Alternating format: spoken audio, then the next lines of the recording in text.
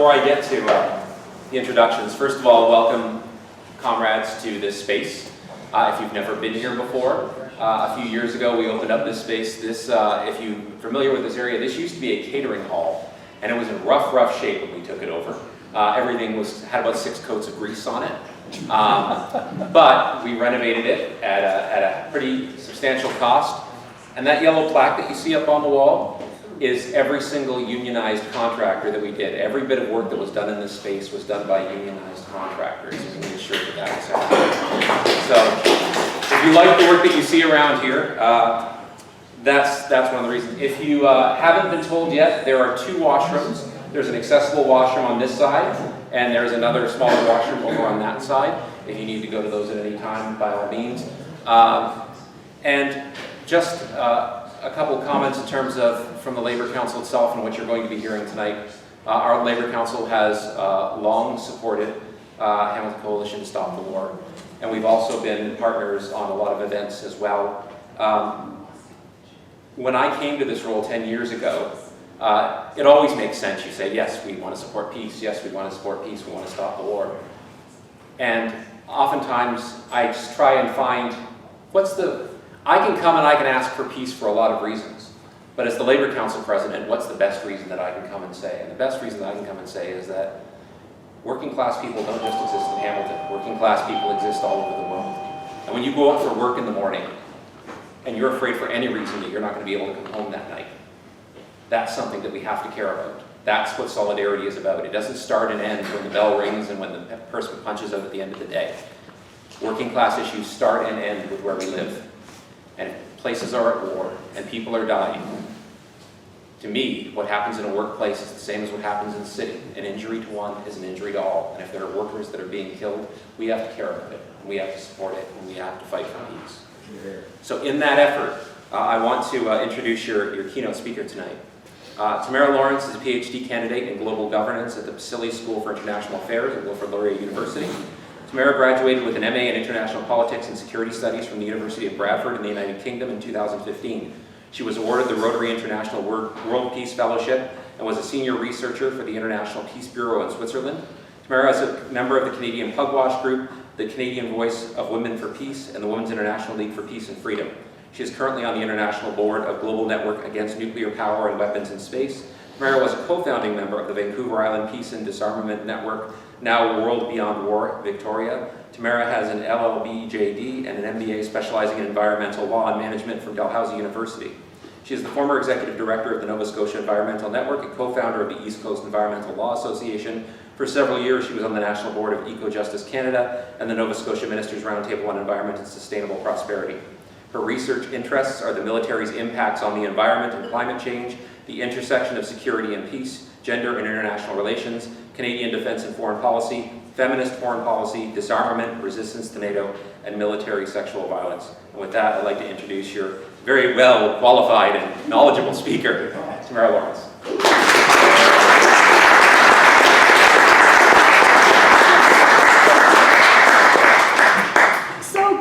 Friends, thank you so much for coming. I just have a few logistics before I start. On that side table there, I have got a number of handouts. So NATO's A Threat to People and the Planet, Canada's Carbon Blueprint, Military Emissions and Military Expenditures, so please pick up a copy. I also have this petition that you can sign calling for Canada to withdraw from NATO. I'll pass this around. And this will go to your member of parliament, and if there's at least 25 signatures, then they have to introduce it to the House of Commons, so I'll get that going.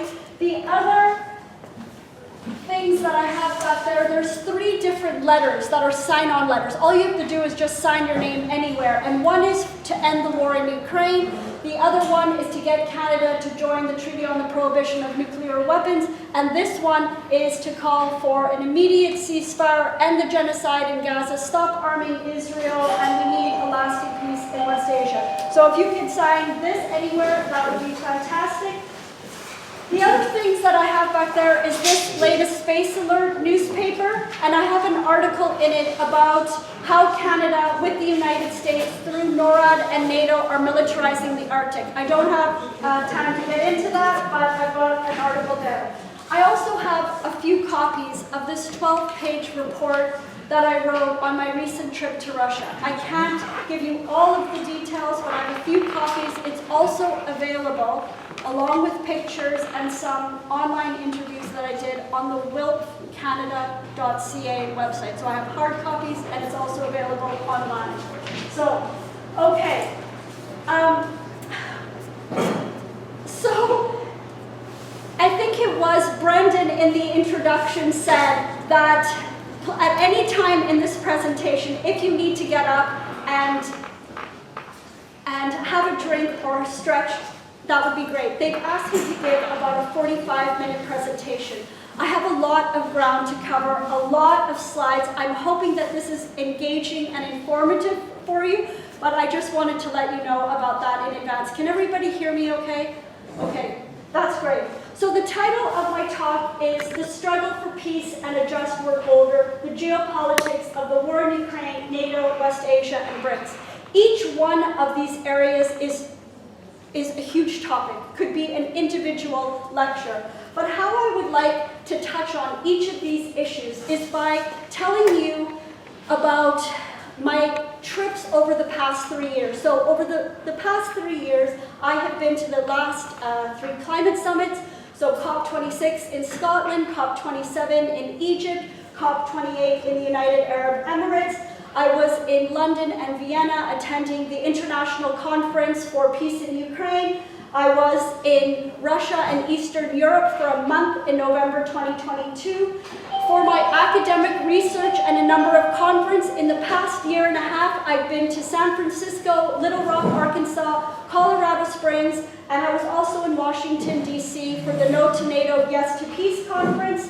And most recently, last month, I was in Russia for 2.5 weeks, attending the Eurasian Women's Forum, the BRIC Women's Meeting, a big peace conference in Saint Petersburg, and I had other meetings in Moscow. And so I am going to share some of the observations that I have made in all of these travels and synthesizing all of it and then touching on the theme of the conference tonight.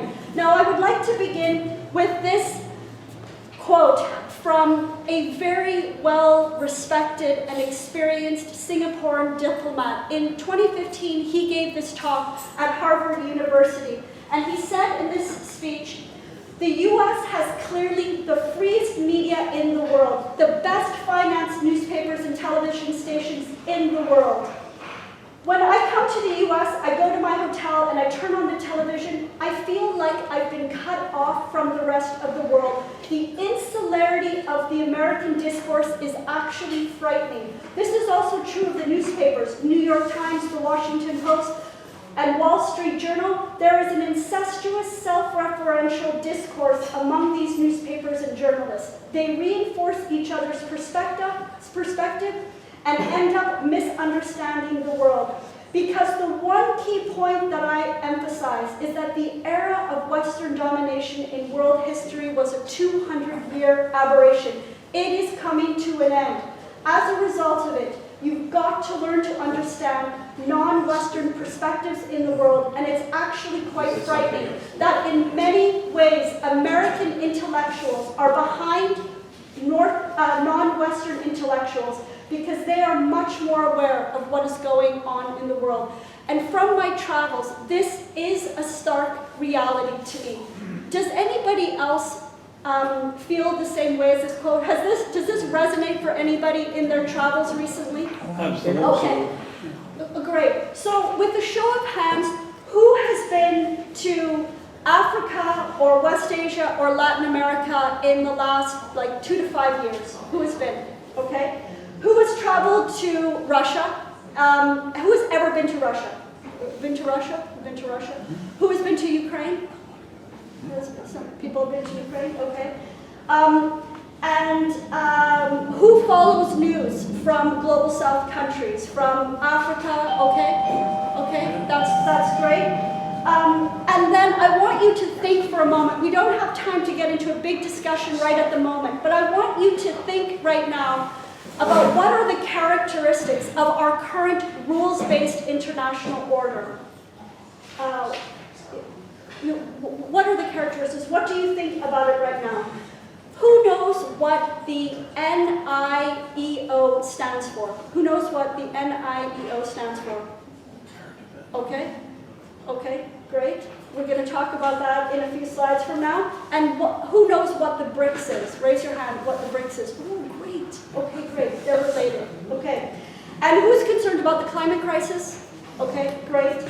Has anybody read the 6th assessment report from the Intergovernmental Panel on Climate Change that came out in March of 2023? Okay, I think it's mission critical. I think it's so important. And then, let's think about, as I move through my presentation, what Canada's position and role in the world is. Where is Canada on all of these issues? So, let me give you 2 examples of the injustice of the current world order and where Canada is. So in December of 2022, Canada and the NATO allies voted against the new International Economic Order resolution that was passed by a majority at the United Nations in the General Assembly. So you can see Canada is in red there, 50 against. For 50 years since 1973, developing countries have called for a new international order, an economic order that is more just. It was created in the early 1970s to help the newly decolonized countries, developing countries, to help them economically develop. But the West, Canada, the NATO allies, has impeded their development, has impeded their progress. And this is emblematic of that. Canada voting against the NIEO in December of 2022. And then pay attention to this quote from NATO Secretary General in February of this year at a press conference in Brussels. Quote, with increased defense spending across Canada and Europe, and with now record high investments in Europe and Canada, more allies are meeting the 2% GDP target. It is in the US interest to have a strong NATO because no other major power has anything like NATO, more than 30 friends and allies, and that makes the US stronger. The US accounts for 25% of the world's GDP. Together with NATO allies, we account for 50% of the world economic might and 50% of the military might.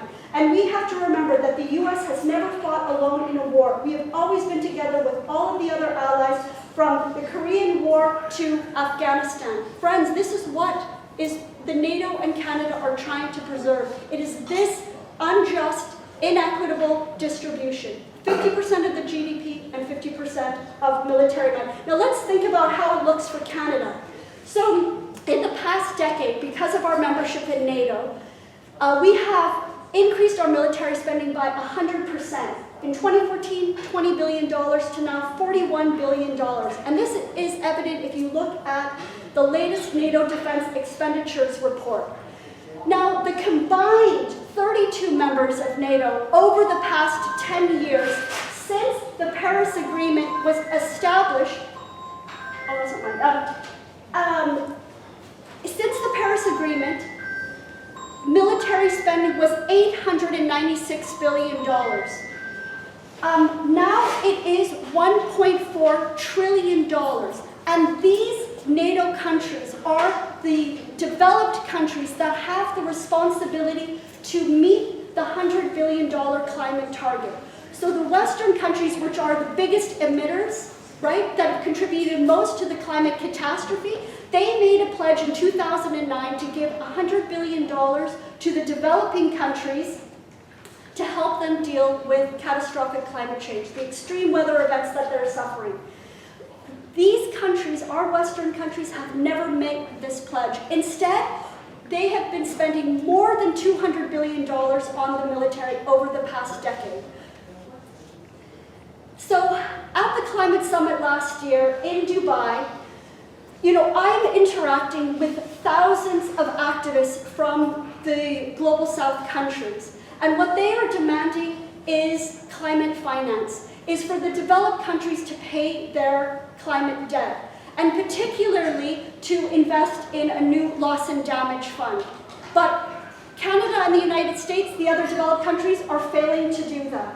So at the climate summits, we have been calling for a cutting of military spending and investing in climate action, the green economy, the climate financing, indigenous reconciliation, etc.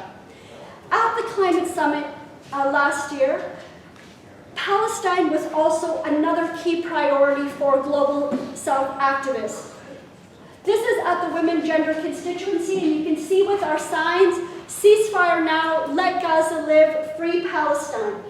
A month after the climate summit, that month of the climate summit, Canada again voted against Palestine. So if you look at our voting record at the United Nations, you'll see that Canada has repeatedly voted with the United States and Israel against all of these Palestinian motions. So this one was against condemning the illegal Israeli settlements. So this shows again, what side Canada is really on. How many of you are aware that in 2016, Palestine became a member state of the UN Framework Convention on Climate Change? In 2017, Palestine was asked to represent the G77 and China coalition. That is the coalition of 123 developing countries at the climate summit. This was a very prestigious post. And this is what Dr. Malki, Palestine's foreign minister, said in his opening remarks for the negotiations. He said, some developed countries, including one that is responsible for almost 1/3 of historical emissions and 1/5 of current emissions, have seemingly turned their back on their commitments. How brave is that to call out the United States? It's the developing countries that do that. And look what Palestine is suffering now. We hear in our media constantly negative things about China. But I have been, like I said, in the last 3 climate summits, and China is lauded for the constructive, positive role that it plays in the negotiations. And this is really exemplified by the pavilion that China hosts. It hosts this magnificent pavilion that's very warm and welcoming. They bring their panda diplomacy. They have a big panda statue. They give out literature and tea every day, and they do calligraphy for all of the delegates, your name in Chinese. It's amazing. They give out these incredible China bags. Look at that, to all of the delegates. Their pavilion is so vibrant and so busy. Everybody is there at their pavilion. You can see they're showing all of the amazing things that they're doing on renewable energy. They account for 80% of the solar panel, of renewable technologies. If we're serious about a just transition, we need to partner with China. But instead, we are cutting our ties with China. This is crazy. When I was at the climate summit, the Africans say to me, China builds, the United States bombs. That is what the United States has been doing to Africa. At the climate summit in Egypt, the next door neighbor bombed Libya in 2011. They have made it completely, have destroyed it. It's in political chaos. China on the African continent is building trains and healthcare facilities and hospitals and legislatures. This is incredible. What has Canada built on the African continent except for mines? Because the Africans would come to me and they would say, do you know what your Canadian mining companies are doing in my country? And I just say, I'm so sorry. I'm so sorry. Let's compare and contrast China's pavilion with the US pavilion at the climate summit. Look at this.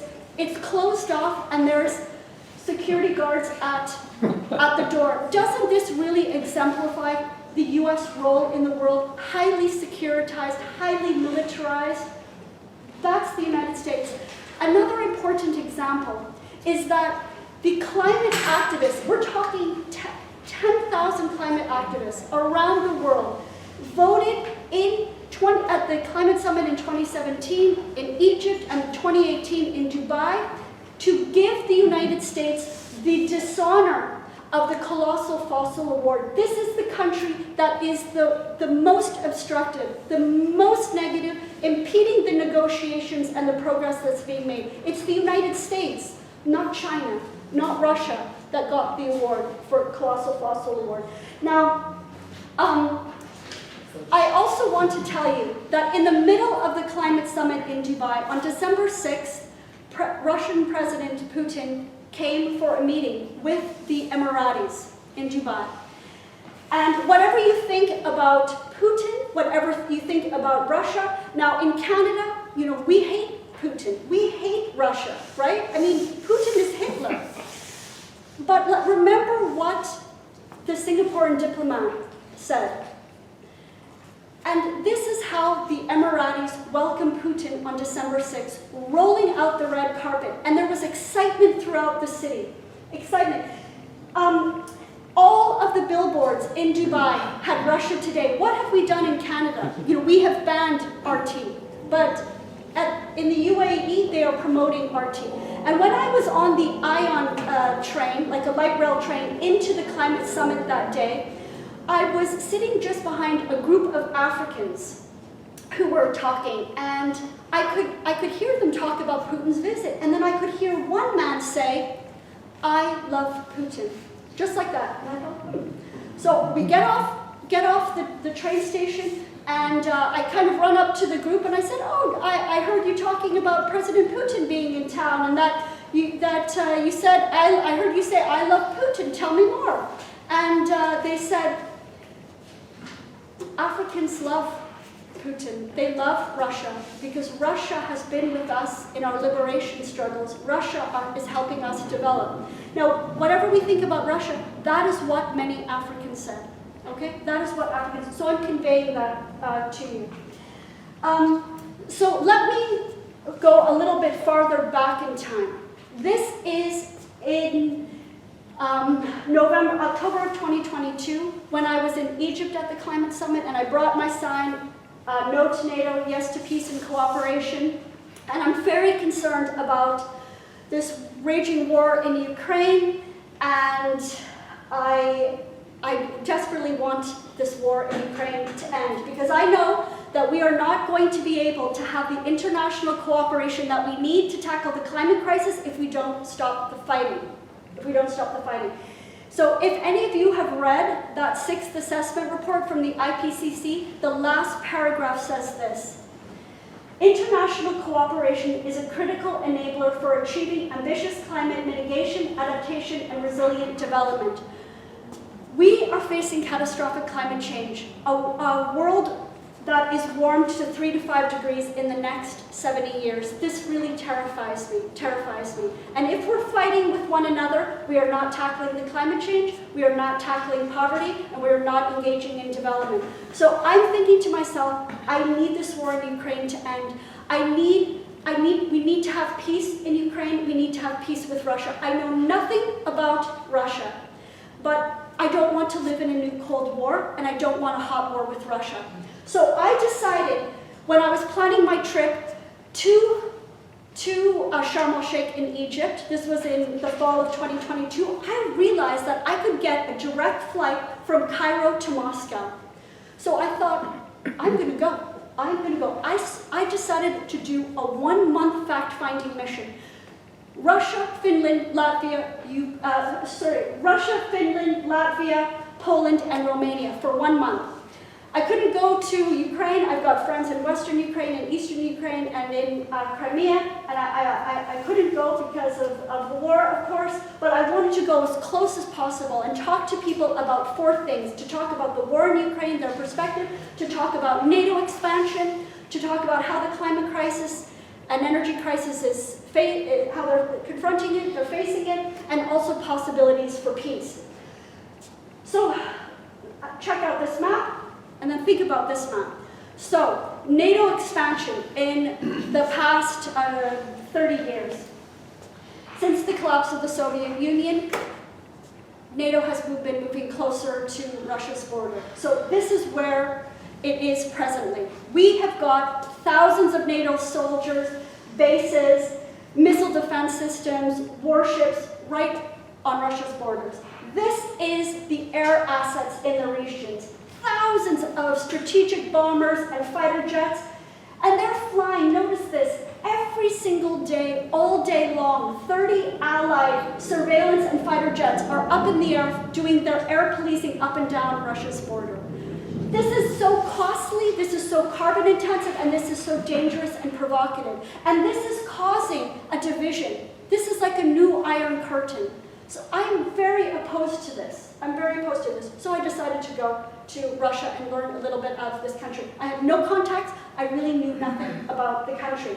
So just very quickly, it's the largest country on the planet, 143 million people. I was so surprised at how multicultural and diverse it was. And I was so impressed with Moscow, the capital. I had very negative impressions about the country before I went. I've been propagandized against Russia my entire life. So I was thinking Soviet style, gray, kind of ugly. I thought the people would be kind of unfriendly, but it was exactly the opposite. It was beautiful. The architecture, the galleries, the shops, the parks, just incredible. And the people were so nice and helpful. I can't speak a word of Russian.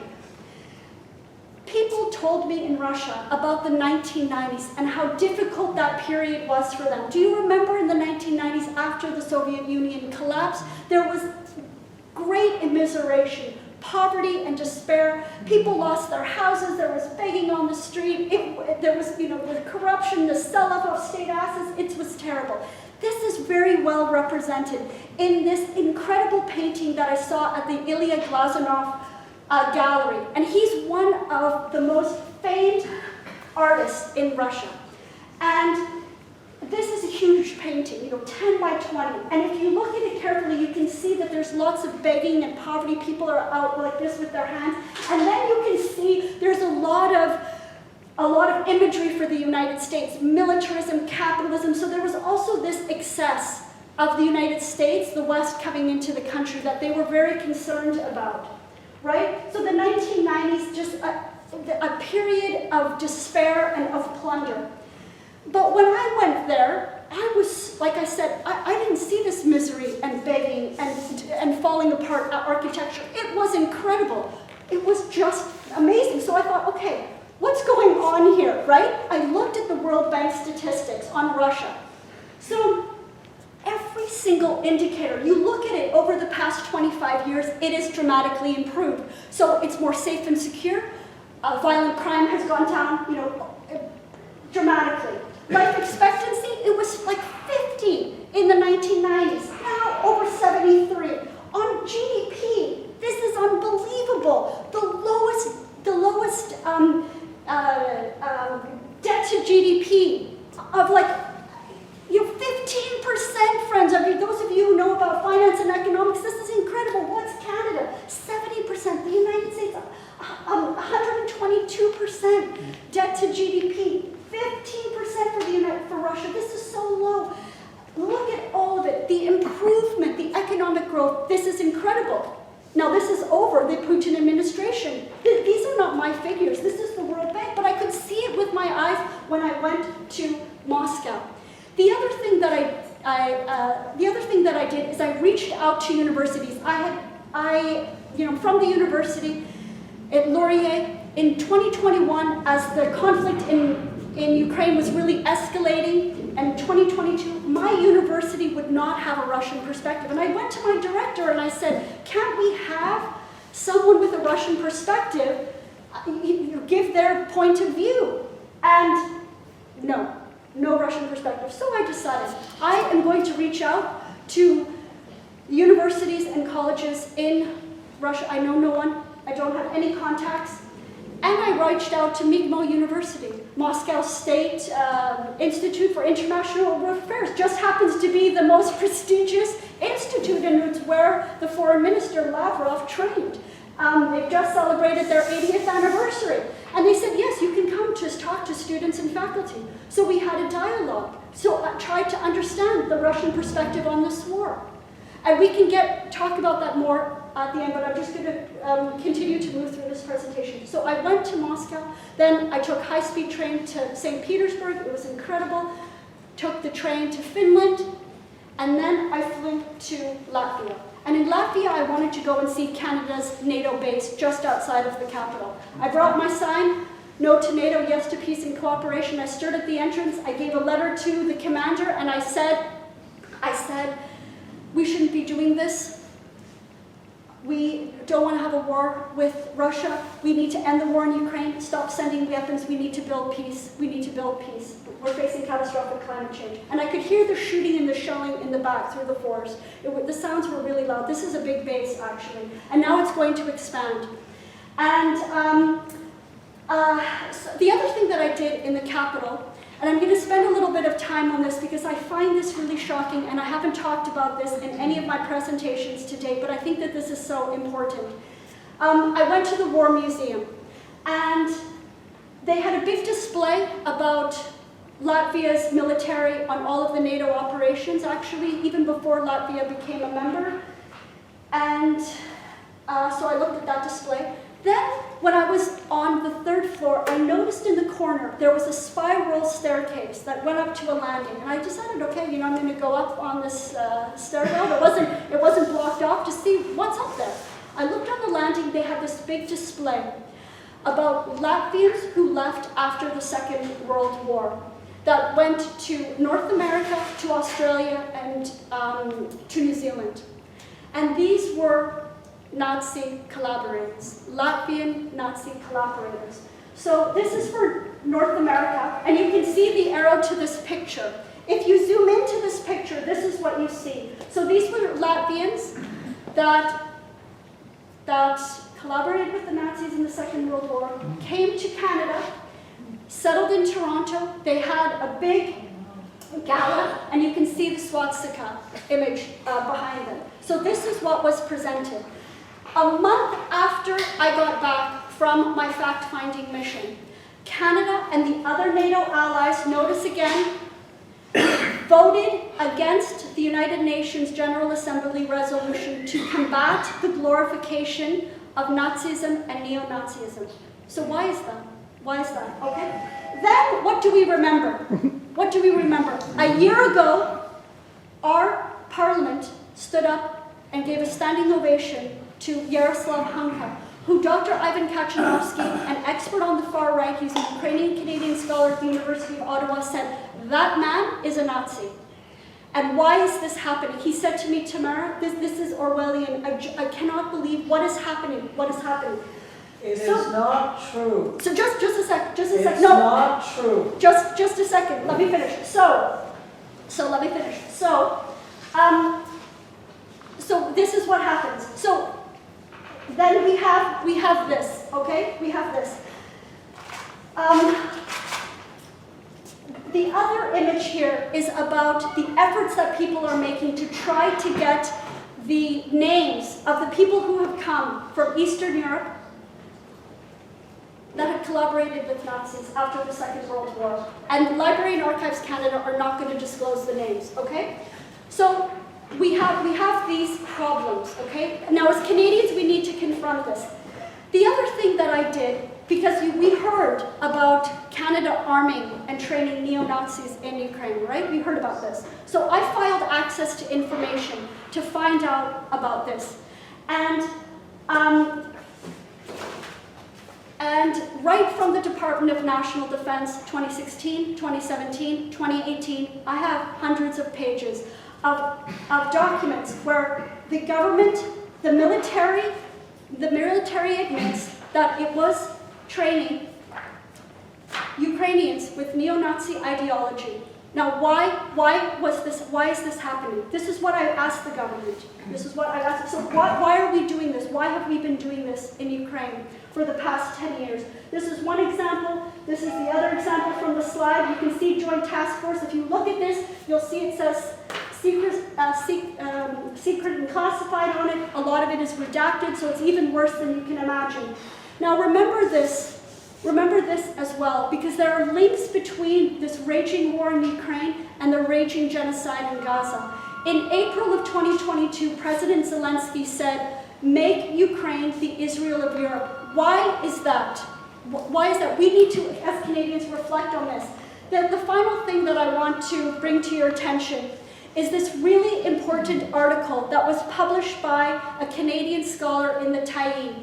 He has looked at many of these documents in Library and Archives Canada, from Immigration Canada, about the Nazi collaborators that came from Eastern Europe to Canada. And I want to read this quote. This is from October of 2023, right after the Hunka affair, okay? So, and listen to this quote in the context of the unjust economic order.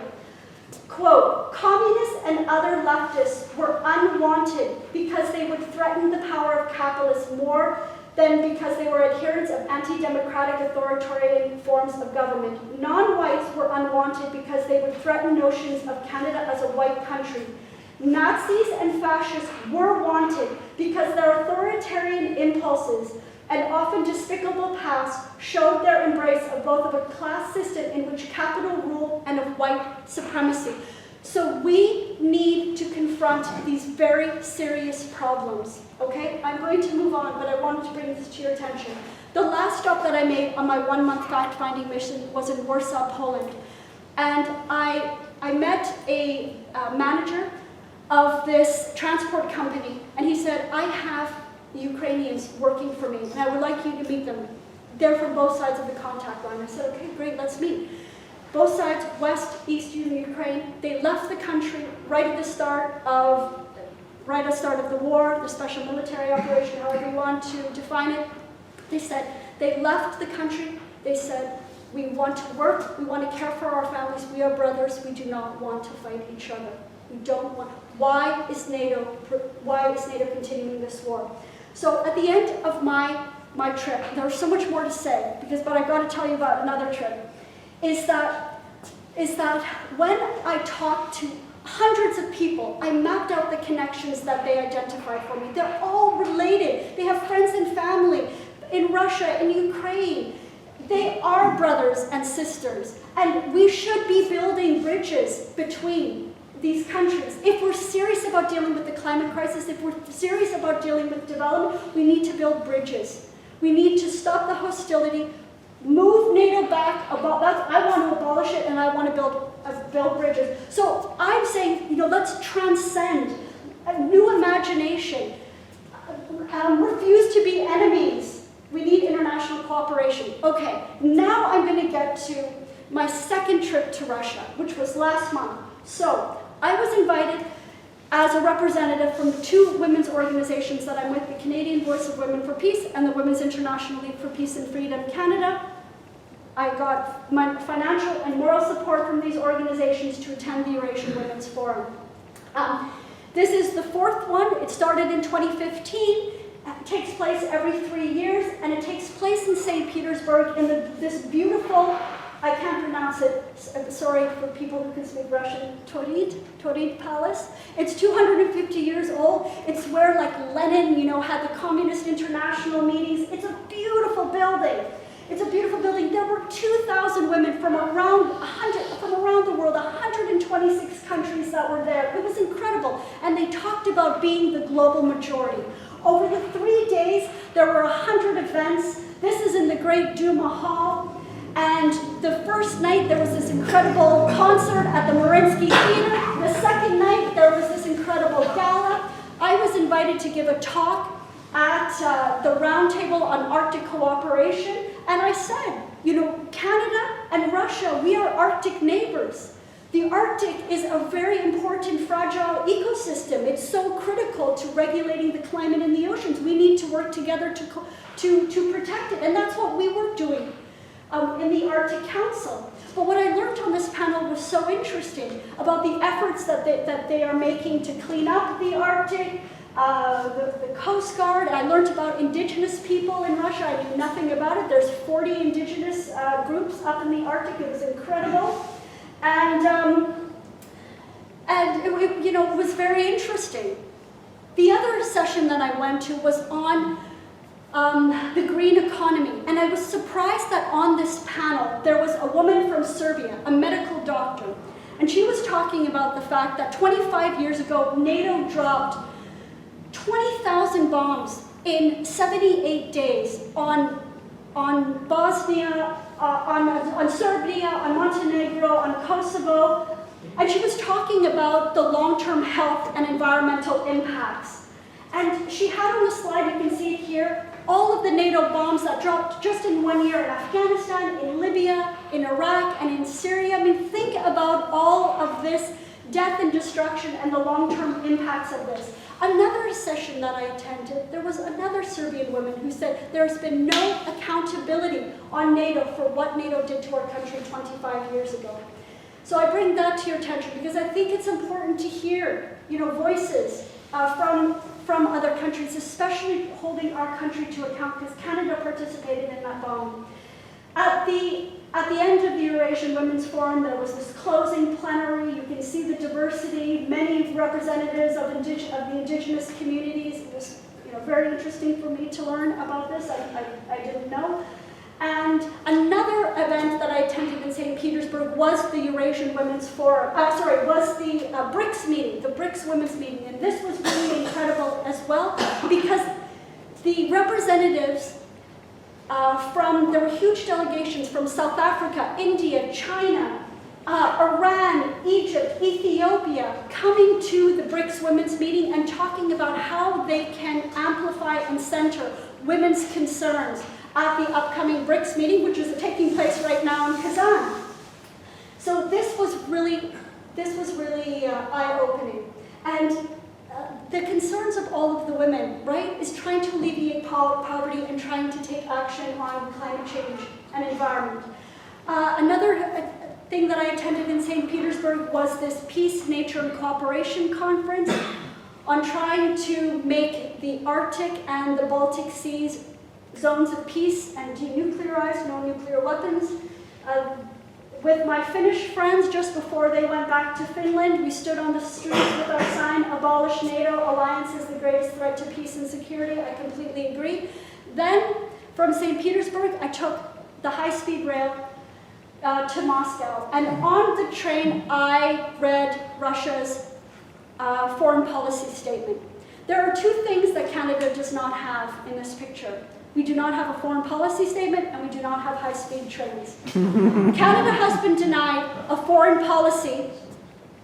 The Canadian government has denied the public an opportunity to consult and craft a foreign policy in 20 years. And Canada, look at the 401. I mean, it took me much longer to get here because we have such bad traffic.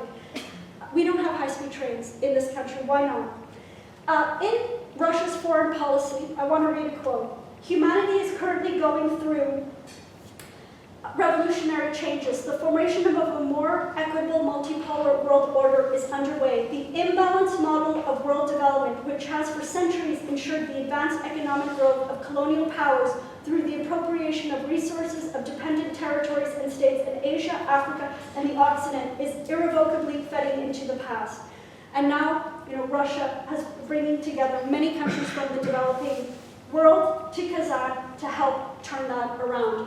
I went back to MGIMO University and I talked. I brought some books for them. One of the books that I brought is this new one that was published last year called "Dying by the Sword, the Militarization of U.S. Foreign Policy." It is really shocking and despairing because it's actually all of the money that the United States is spending on militarism is impoverishing the country. We are investing, Canada and the United States, on F-35 fighter jets instead of high-speed rail.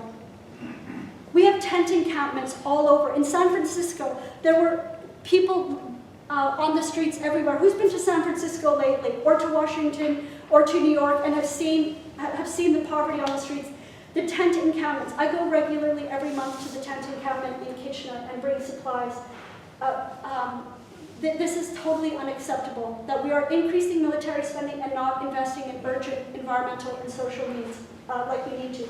So I went there, had a good discussion, talked. Then I went to the Canadian Embassy, and I was shocked to learn that Canada's embassy in Moscow has moved across the city into the British Embassy. This is very troublingly symbolic. Because remember, friends, it was Boris Johnson that went to Ukraine in April of 2022 to say, stop the deal, stop the peace deal that could end this war. Canada is supporting, obviously, the British, American, NATO foreign policy, not just towards Ukraine, but towards Gaza, all of the other issues in the world. And I left the Charge d'Affaires a copy of this book that just came out by the retired British diplomat Ian Proud, called Misfit in Moscow. How British diplomacy in Russia failed 2014 to 2019. It also reflects how Canadian foreign policy towards Russia has failed in the same period. Now, the person that I met in this meeting inside the embassy in Canada is the same charge d'affaires that was brought before the Russian government to explain why our foreign minister, Melanie Joly, said in March of 2023, said, we're able to see how much we're isolating Russian regime right now because we need to do so economically, politically, and diplomatically, and what the impacts what are the impacts also on society, and how much we're seeing potential regime change in Russia. How is it possible that this is what we're doing, to Russia? Why would we be doing this? So I walked past the U.S. Embassy, and this is what I saw in front of the U.S. Embassy.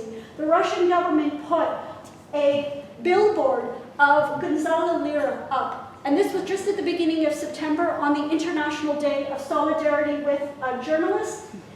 And Gonzalo Lira was a Chilean-American man in Ukraine reporting critically on the Zelensky regime, speaking out against the war in Ukraine, and he died in Ukrainian prison. So the Russian government put this out in front of the U.S. Embassy, and there was this man standing, also challenging U.S. foreign policy in front of the embassy. And I noticed the protest, people leafleting who had the same kind of signs as this man in front of the U.S. Embassy at the Red Square. And the leaflets that they were passing out had this image on it. So from the Russian perspective, remember, if you use strategic empathy and you put yourself in Russia and you see NATO expansion coming to your border, this is how the Russians look, whether we like them or not. They see they see NATO expansion to their border. They know about the U.S. Bioweapons, and now we know from the New York Times that we've got they installed CIA spy bases in Ukraine, and they say a battle for sovereignty. They're very concerned about them being broken up and by NATO. They're very worried about regime change in their country. So. This is how, when I was in July in Washington, D.C., this is how Americans, Black Americans, the Black Alliance for Peace thinks about NATO.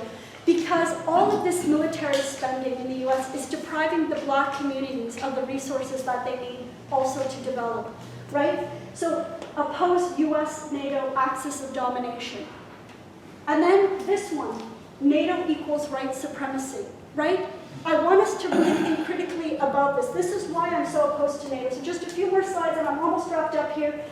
I met with an Afghan graduate student from the People's Friendship University. I think this is great. Russia established this just after Canada, the United States, and Belgium assassinated Patrice Lumumba, the first democratic president of the Democratic Republic of Congo in 1961. They have a university for him. And we talked about NATO's war in Afghanistan. She's also opposed to the Taliban and how it's treating women terribly. And she wants the war in Ukraine to end because she experienced NATO bombing in her when she was in Afghanistan. The other thing that I did, so we've got these symbols in Russia, right, for Lumumba. And now I wanted to go, this is one of the last things that I did when I was in Russia, is I really wanted to find this new statue of Fidel Castro, because I heard it had been erected 2 years ago. And I found it in a park in the SoCal district. And I just think it's incredible. There are no statues for Fidel Castro in Canada or the United States. But right after Fidel died in 2016, they commissioned an artist to create a statue for him. And then 2 years ago, President Putin and President Bermudez of Cuba unveiled this statue. And these are both countries that have been that are under sanction. You know, since 1959, Cuba under sanction. And they have been, Cuba is one of the leaders on the struggle for a new world order. This is what Castro said. I think it's important to listen to his words quickly. The struggle to eliminate the injustice of the existing international economic system and to establish the new international economic order is an integral part of the struggle of the people for political, economic, cultural, and social liberation. He also said, it is an axiom that without peace there will be no development, but it is also an axiom that without development for 8/10 of the world's population, there can be no peace. To fight for our development, therefore, is to fight for peace and for the well-being of all people. And it's Cuba that has hosted the NIEO conferences. And then finally, because I'm so concerned about the climate crisis, this is why I want these wars to end. Anatole Lieven just published this great article in The Guardian, and a quote from it is, "A critical step in the struggle to limit the climate crisis, therefore, has to be the pursuit of détente with Russia and China and disengagement from conflicts in the Middle East, including the war in Gaza. This will require some difficult and painful changes in existing policy and attitudes. But then again, nobody had ever said that tackling climate breakdown was going to be easy." So, sharing some resources with you. Please read this book if you haven't already. War with Russia, From Putin and Ukraine to Trump and Russiagate. It is the last book that the preeminent expert on U.S.-Russia relations, Stephen F. Cohen, published before he died in 2020. This book, War with Russia. He knew the U.S. was creating conditions for this war, and he was trying to give a warning. This is an incredible book. The other one is Operation Z by Jacques Bode, who was a senior Swiss military officer who was seconded by NATO to serve in Ukraine, and he doesn't think that what NATO and the Western governments are saying is truthful. And then in solidarity about the war, and in solidarity with Free Palestine, disband NATO in front of the White House in July of this year, and join us in Montreal next month in November to protest the NATO Parliamentary Assembly and work with all countries on the planet to have truly a just economic world order and lasting peace. So thanks very much.